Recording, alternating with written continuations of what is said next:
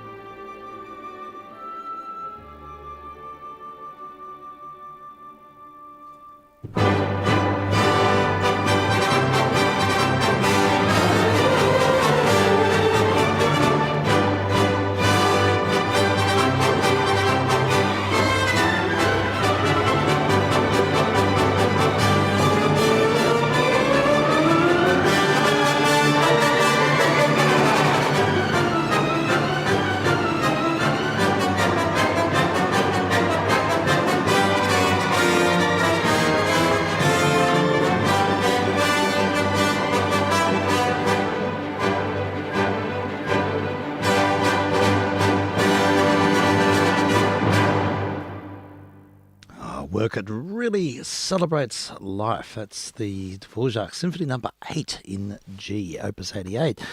And I just can't get enough of that work. And I heard it live last night. And it was a real treat to hear it. It was the Philharmonia Orchestra, which is the second orchestra at the Conservatorium. And all the concerts are free. And they are really just such an involving experience, quite intimate. Because of the hall, it's in the Hanson Dyer. Is it the Hanson Dyer? No, it's the downstairs hall, the Kenneth Meyer Hall, which is sizable with tiered seating. And you can get up and close and personal with the orchestra when they're playing, which is always special. So that was the case last night. We heard them right up close. Sort of feels like you're with them. And I thought it was great.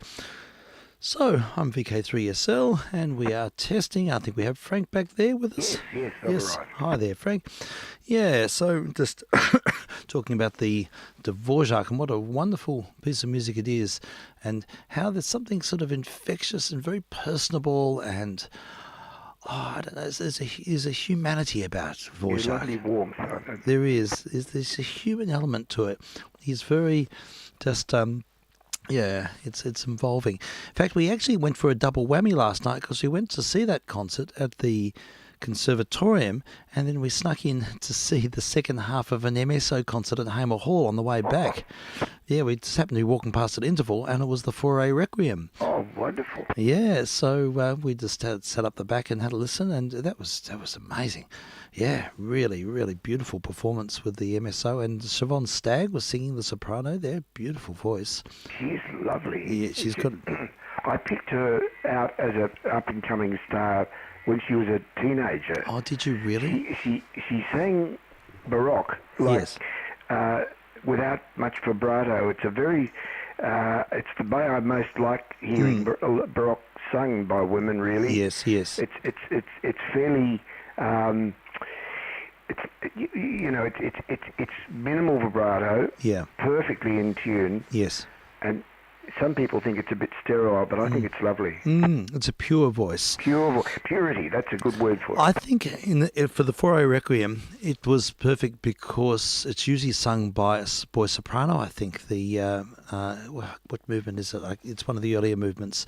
And so she sang it just with great sense of purpose. And yeah, it was great. And the orchestra performed magnificently, and the choir, and yeah, it was a really immersive experience hearing that as well. So double whammy last night. No wonder I'm sort of a bit burnt out. Yeah.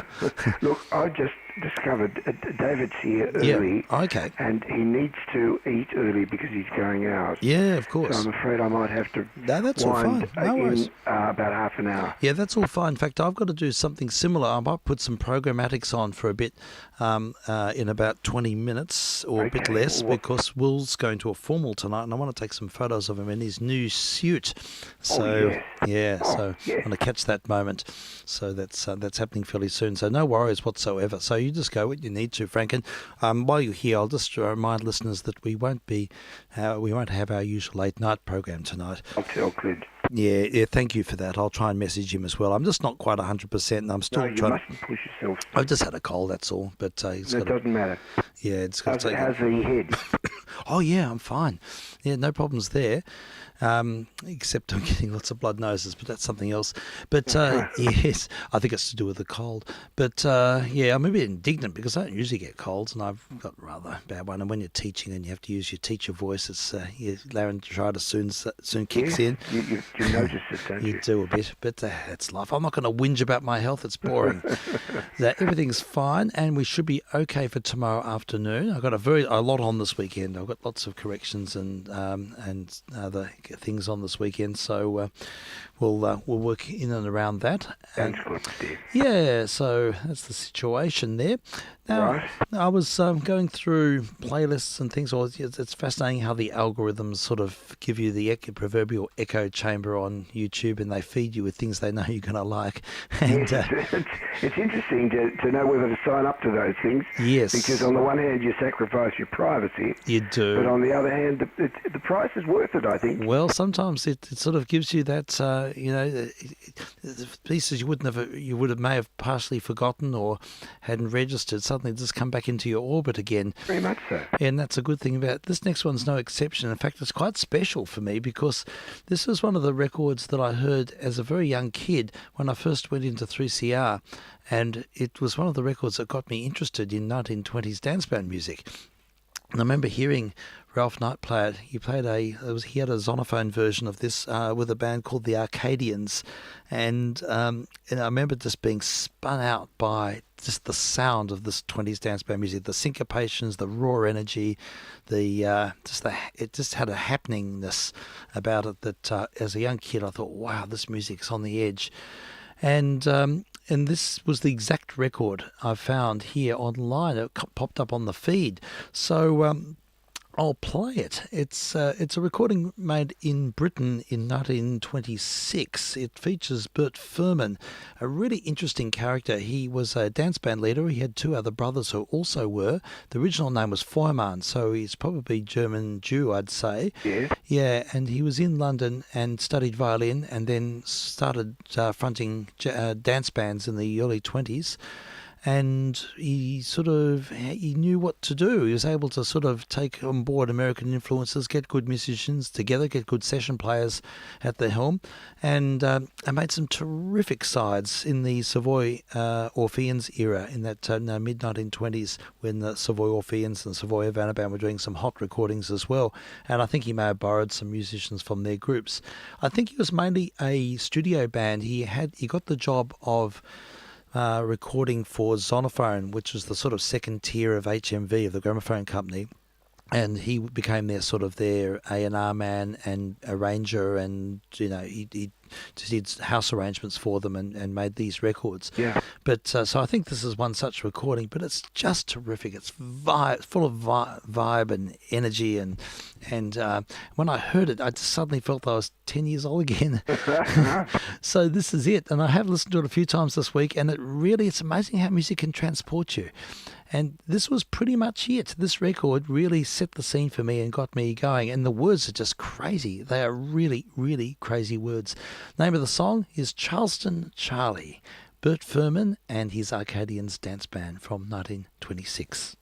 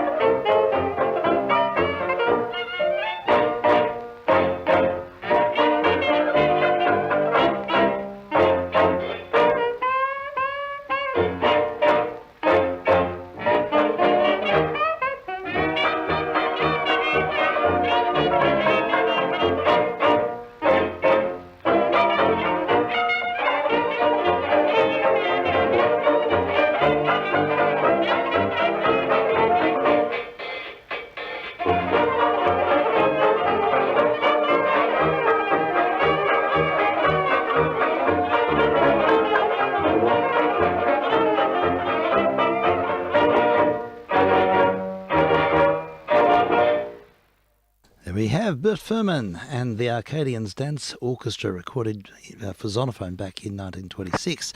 Charleston Charlie, great lyrics. How was that? Charleston Charlie, he's so jolly. He sure does know his stuff. That's right. He never gets enough. Women praise him because he's rough. He never worries, never hurries, takes his own sweet time. He does a dance so classy when he shakes his dangatassi, whatever that means. Charleston Charlie, hot tamale. You're too hot for me. Now, hot tamale is interesting because I think hot tamale is Mexican food, isn't it? Yep. Sure is. Yes, that's right. It's interesting that the word hot tamale Mexican must have been a bit of a thing in the 20s, because there's that song with Cook's Orchestra recorded in Chicago. Was it Chicago? Anyhow, I'm going to look it up because that's all about hot tamale. Hot tamale is an expression. Yes. Like hot dog or, Yeah, wowie. Sure. Yeah, totally. Yes, it's like a exclamation. Indeed. Yeah. Here we go. Here comes the hot tamale man, Cook and his Dreamland Orchestra. Yes, this is one of those remarkable Harlem bands. Let's see. With Freddie Keppard, that's the one. Yes, Freddie Keppard's one of the pioneers of jazz. This was recorded in the same year on the other side of the Atlantic. It's got an absolute star-studded lineup. I have played it quite a few times, but I wanted another excuse. So good. I just want to say I'm VK3JR, working vk3sl. Yes, test machine. I'm just going to go and order the tea. Yeah, you do that. That's all fine. And we'll hear Freddie Keppard, and Jimmy Noon is also on this. This is amazing. So, we'll hear Here Comes the Hot Tamale Man. Hot tamale man. Hot tamale man.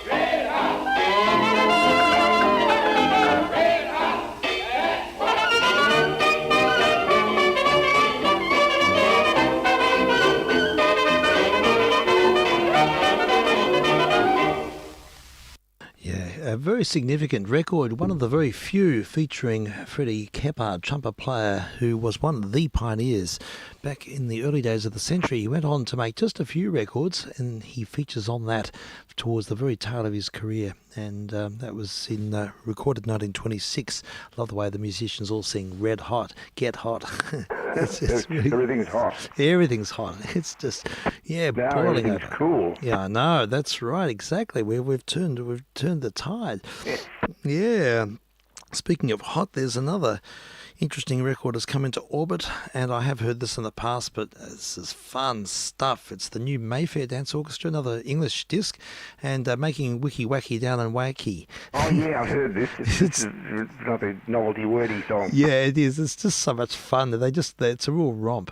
So here we go, back to 1931 and the new Mayfair Orchestra with Ray Noble.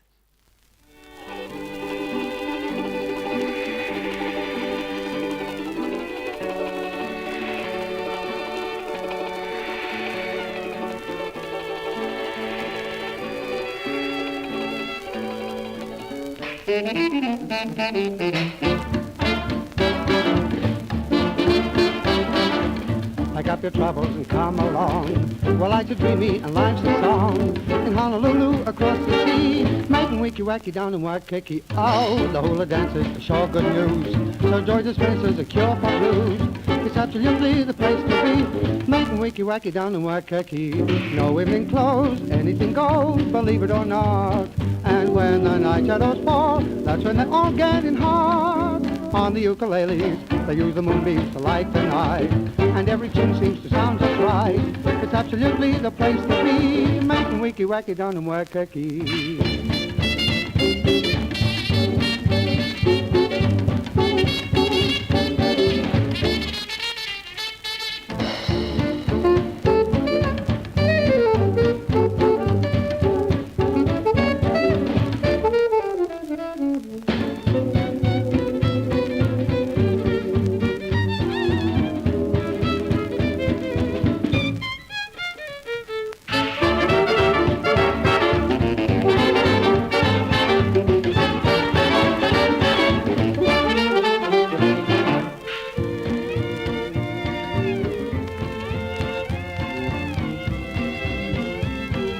Come with me, all you whoopie makers, all you wide awakers, join me.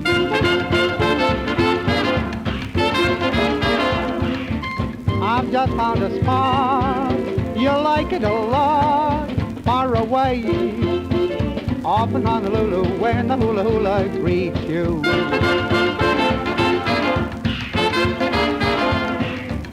Hawaii is a place to get a smile on your face. Pack up your troubles and come along. Well, life's a dreamy and life's a song. In Honolulu, across the sea, oh, the hula dancers are sure good news. Those joy dispensers are cure for blues. It's absolutely the place to be. The modern daughters skirts the shorter in sunny weather. Now they're shorter than they order till they vanish altogether.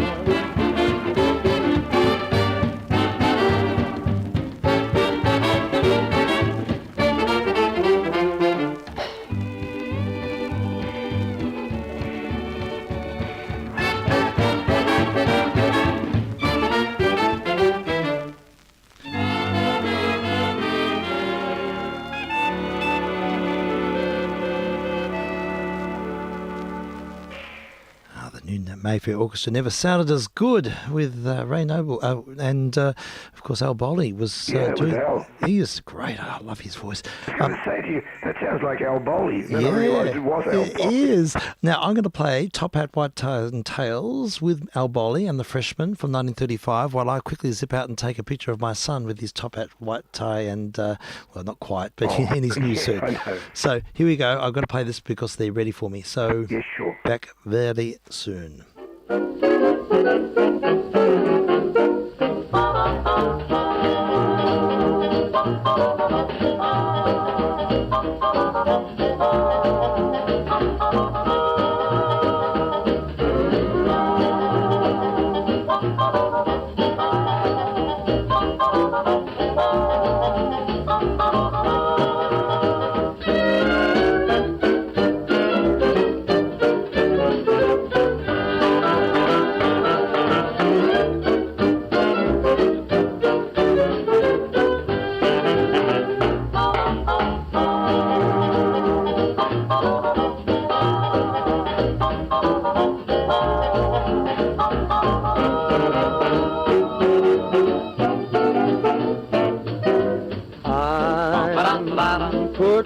my top hat, tying up my white tie, brushing up my tail. Oh, I'm dirting in my shirt front, putting in the shirt studs, polishing my nails. I'm stepping out, my dear, into an atmosphere that simply reeks with class.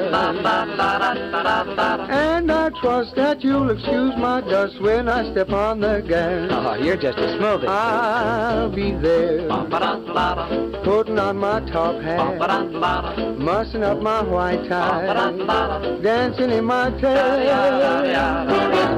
We ain't got no top hat, ain't got no white tie. We ain't got no tats. Why shouldn't we be dudding up our shirt fronts, putting in our shirt studs, like that guy from Wales? Look out, fellas, here he comes. I'm stepping out, my dear, into an atmosphere that positively reeks with class. Well, I say my word. And I trust that you'll excuse my dust when I step on the gas. Stout fella. We'll be there. We're gonna get our top hat. We're gonna get our white tie to tie. What's more, we'll be dancing round in our tails.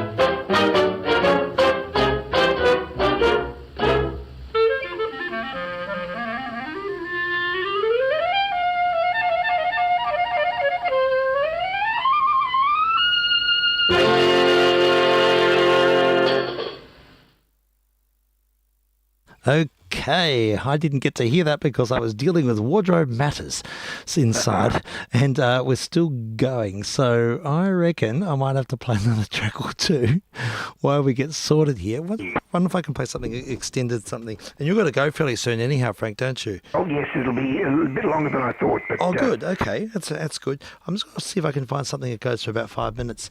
Let's find more. I don't know. Any suggestions? What did you do your show on today? Did you have a jazz program today? We did. We had Count Basie. Oh, really?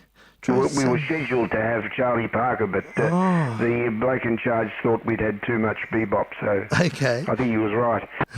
Leighton's away. Leighton's in Canada. Oh, is he really? Yes, and our friend Peter was deputising. Oh, fair enough.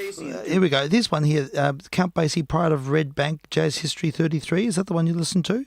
Did you listen to the... Yes, well, there was Shane Sanborn. Yeah, Chase Sanborn. Yeah, I can play this. It goes through a little bit. It's about Count Basie, Pride of the Red Bank. How about that? Yeah, that's excellent. Yeah, I'll put that on, and then I'll be back in a little while.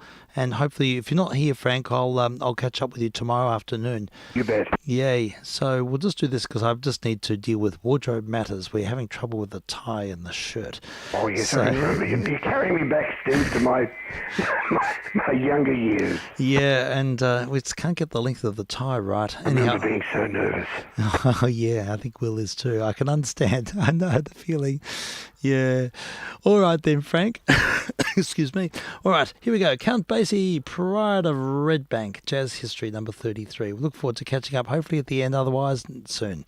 You bet. Okay, here we go. I'm vk3sl. vk3sl. Stand alone as what I think can be fairly described as the two most significant big band leaders of the 20th century. Bill Basie was 5 years younger than Duke, born in Red Bank, New Jersey in 1904. Neil Hefti's famous arrangement on the left memorialized his birthplace. Like Duke, his career began in Harlem, although he came to be associated more with Kansas City. Also like Duke, he led his band pretty much continuously for many decades throughout the entire time frame covered in this course. Unlike Duke, Basie was not known as a composer. His influence as a bandleader was from the piano, and it was subtle. Although he started out among the Harlem Stride pianists, and he had the ability to really play if he wanted to, his reputation was built on a sparse, minimalist style, playing only a few impeccably timed notes. Clark Terry hilariously described the evolution of Basie's style as a result of Basie wanting time to chat with people who were sitting nearby to the piano. In any case, it set the pace for the Basie sound, which emphasized time feel above all else. The early Basie band style was in the tradition of Kansas City's stomp or jump. They played head arrangements where sections made up parts that played off and answered each other. In later years, famous arrangers made their name writing for Basie's band. Two that are closely associated with Basie are Neil Hefti and Sammy Nestico. Basie wound up staying in Kansas City after a tour left him stranded there. He played with a local band called Walter Page and the Blue Devils, and then he joined Benny Moten's band, which was the most polished and sophisticated among the KC Territory bands. Eventually, Basie took over as leader of that group. It's worth pointing out that Kansas City straddles the border between the states of Missouri and Kansas. When we're talking about jazz, we're talking about Kansas City, Missouri. That's because of a legendarily corrupt local politician named Tom Pendergast, who controlled the city from 1925 to 1939. Under Pendergast's rule, Kansas City became a hotbed of vice. And as we saw in the red light district of Storyville and the gangster-controlled nightclubs in New York and Chicago, jazz tended to thrive in that kind of illicit environment. Kansas City was the source of a number of significant jazz musicians, Basie being a prime example. Two others were Lester Young, whose career was launched playing with Basie, and Ben Webster, who became a star soloist with Duke Ellington. We're going to talk about both of them next. Basie's band at the time was called the Barons of Rhythm. A radio broadcaster felt that since jazz already had a king, in fact several of them, a duke and an earl, that Bill Basie should also have a royal nickname as well. Thus he became the famous Count Basie. John Hammond found out about Basie's band through the radio broadcasts from Kansas City, and he wrote about them in Downbeat magazine. That tipped off Decca Records, who swooped in and signed Basie to an oppressive record contract with no provision for royalties. In response, Hammond quickly arranged to record the band under a pseudonym, Jones Smith Incorporated. Jones was Joe Jones, the drummer, and Smith was trumpeter Tatty Smith. Smith was subbing on the session for an injured Buck Clayton, and why a sub got the name after him, I don't know. Perhaps Jones Smith was the most innocuous name possible for a band that was violating a contract by recording for another label. Hammond eventually got Basie released from the Decca contract, and he got the credit for the first Count Basie recordings. They were made in October of 1936, with the session starting at 10 in the morning after the band's club gig ended at 5 a.m. They were the debut recordings for Lester Young, who had a huge influence on the evolution of jazz.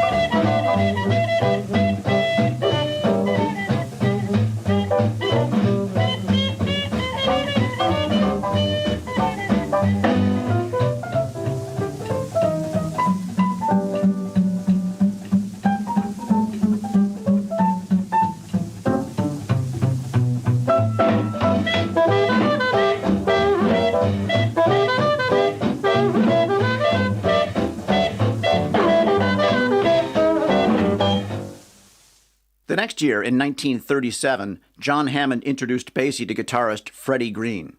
Green was the quintessential rhythm guitarist, seeing his role more as an extension of the drums. He spent 50 years with Basie and almost never took a solo, but he was an integral part of the Basie rhythm section, which was one of the most famous in jazz history. On January 16, 1938, Basie's band battled with Chick Webb's band at the Savoy. This was the same night that members of the band went to Carnegie Hall to take part in Benny Goodman's famous concert. Now, regarding the battle, it was considered a draw. The dancers gave it to the home team, which was Webb's band. Downbeat magazine agreed with that assessment, but Metronome magazine called Basie the winner, writing, "Throughout the fight, which never let down in its intensity during the whole fray, Chick took the aggressive, with the Count playing along easily and on the whole, more musically, scientifically. Undismayed by Chick's forceful drum beating, the Count maintained an attitude of poise and self-assurance which teased more and more force from his adversary." It's pretty hilarious the degree to which jazz was presented as a competitive sport in those days. Over the next few years, Hammond helped the band evolve from a swinging but somewhat raw style to a more polished approach that kept them in the upper echelon of the bands during the swing era and beyond. In 1959, at the first annual Grammy Awards, Basie won Best Jazz Performance by a Group and Best Performance by a Jazz Band. The same year, Ella Fitzgerald won Best Pop Vocal Performance, Best Jazz Performance, and Album of the Year for her Irving Berlin songbook, and we'll talk more about Ella soon. Oh, and the Chipmunks, who you've probably heard every Christmas season, won for the Best Engineered Record, Non-Classical. Popular singers loved working with Basie's band, and his 1960s recordings with Frank Sinatra are classics in the annals of jazz history, especially Live at the Sands, which was arranged and conducted by Quincy Jones. Here we see Frank and the Count spiffing up backstage. Count Basie doesn't share Duke Ellington's legacy as a composer, but as band leaders, they stand shoulder to shoulder. One thing the Count has over Duke is that 35 years after his death, the Basie band is still on the road, since 2013 led by trumpeter Scotty Barnhart. In the 1950s, Basie scaled down his group like many other big band leaders, although he ultimately returned to the full big band. This is a classic boogie-woogie blues with a standout solo from clarinetist Buddy DeFranco. We also see Freddie Green back there strumming the guitar as he did for most of his and Basie's careers.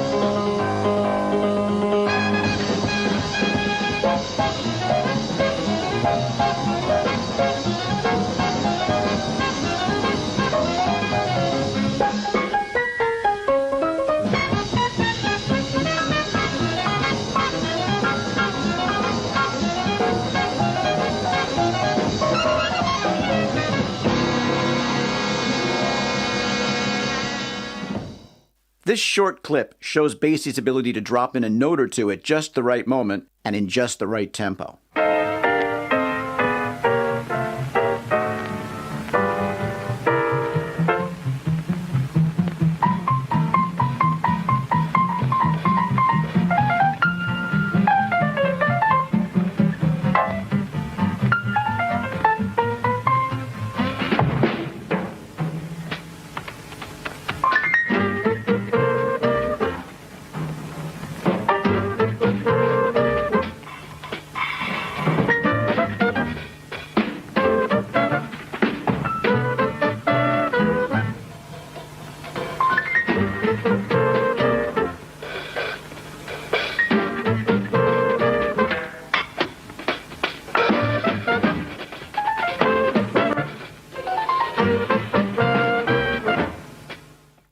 This is a classic Basie tune, Whirlybird, which was arranged by Neil Hefti for the 1958 album The Atomic Mr. Basie and performed here in 1965 for the BBC.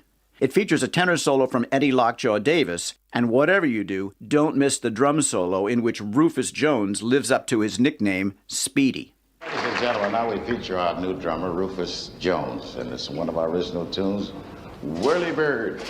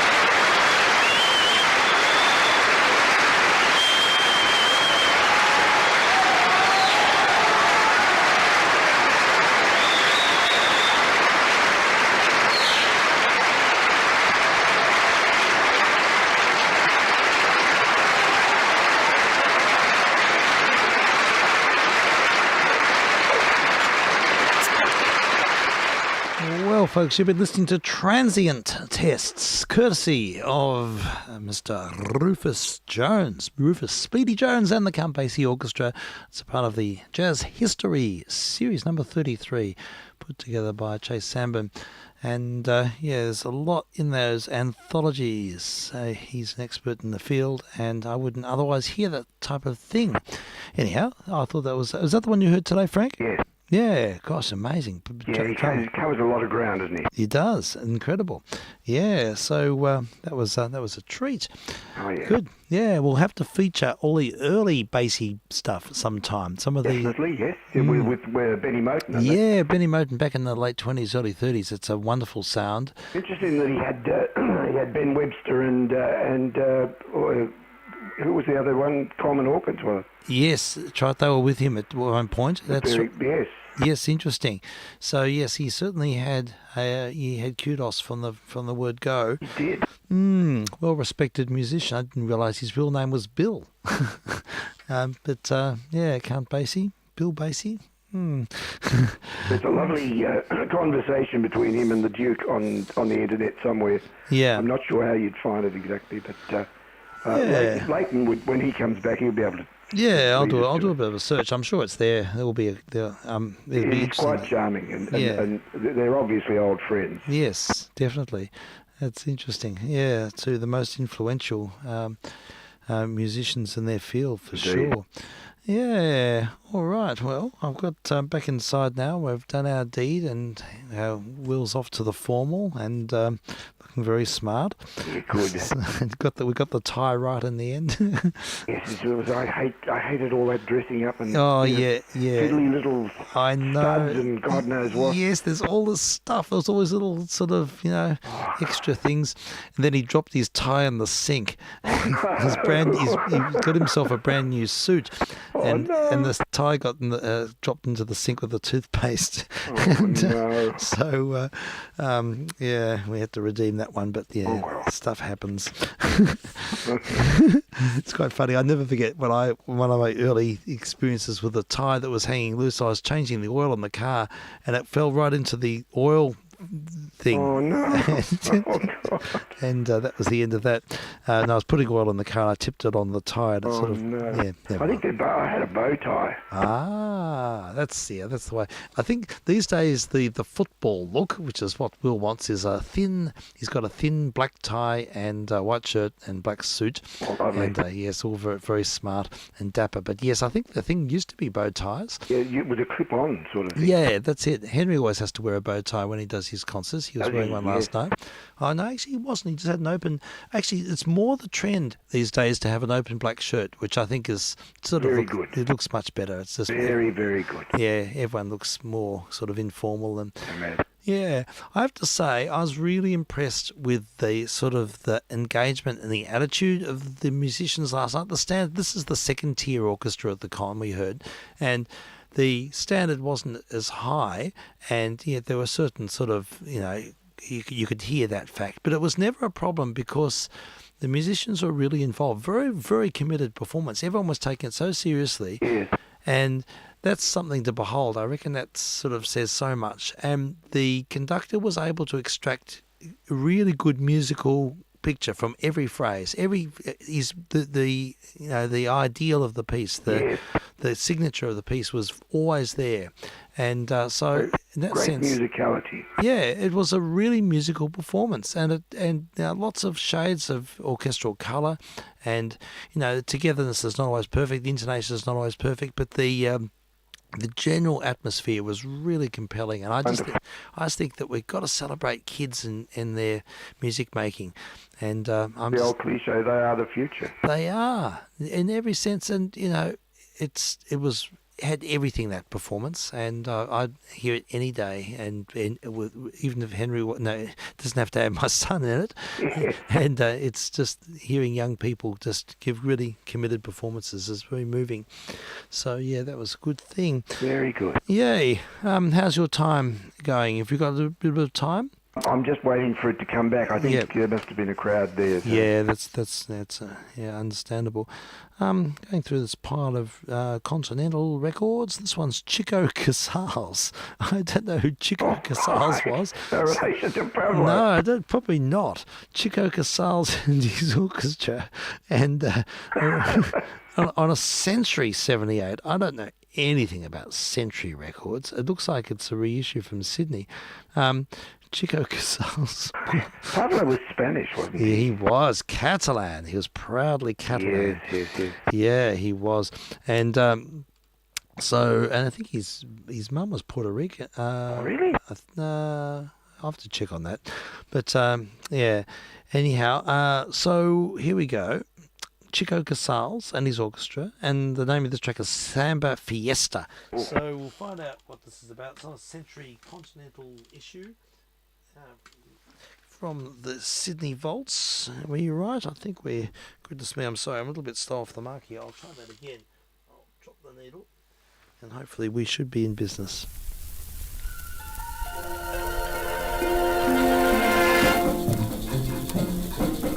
I've got to go.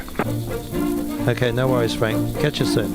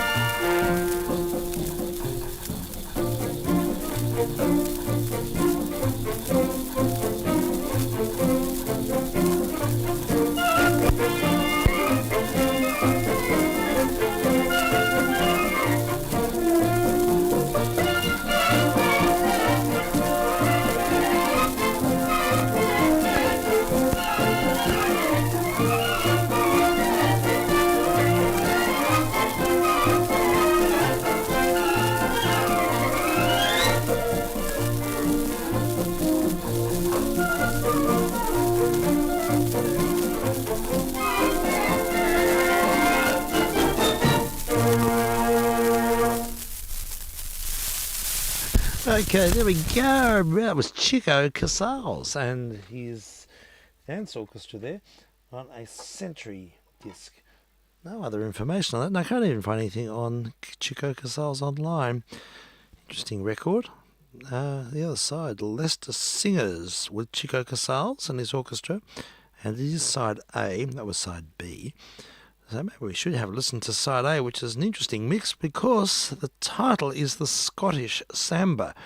So the Leicester Singers with a bit of Spanish vibe and some Scottish music. This will be something rather unusual, I expect. I'm vk3sl.